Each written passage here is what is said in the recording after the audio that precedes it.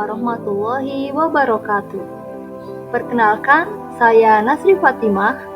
Saya akan menyampaikan materi tentang pengumpulan, pengolahan, dan analisis data untuk mendukung pengambilan keputusan.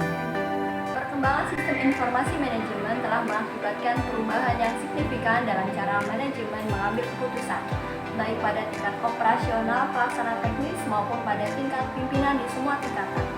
Perkembangan ini juga telah mengubah peran para pimpinan dalam proses pengambilan keputusan.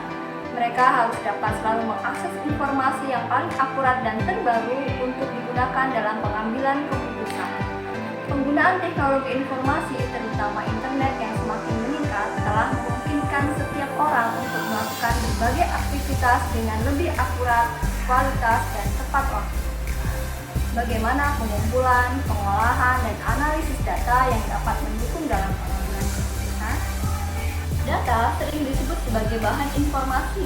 Data adalah fakta yang dikumpulkan dari pengukuran atau pengamatan. Davis mendefinisikan data sebagai bahan baku informasi sebagai kelompok teratur simbol-simbol yang mewakili kuantitas, tindakan, benda, dan sebagainya. Teknik pengumpulan data yang efisien juga memungkinkan perusahaan untuk menghemat waktu dan sumber daya yang berharga. Agar menjadi informasi yang berguna, data perlu diolah melalui sebuah siklus yang disebut dengan siklus pengolahan data. Data yang ditangkap sebagai input diproses kembali lewat suatu model tertentu, dan seterusnya membentuk suatu siklus. Siklus ini oleh John Birch disebut dengan siklus informasi atau information cycle. Setelah mengetahui jenis data, peneliti akan melakukan proses pengumpulan data untuk memperoleh hasil yang diinginkan. Beberapa teknik pengumpulan data yaitu dapat melalui survei online, wawancara, analisis dokumen, sensor IoT, data log, dan log aplikasi.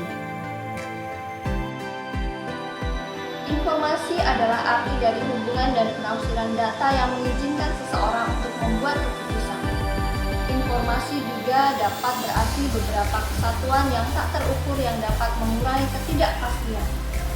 Informasi dikatakan berharga jika informasi itu bisa mempengaruhi proses pengambilan keputusan yang lebih baik.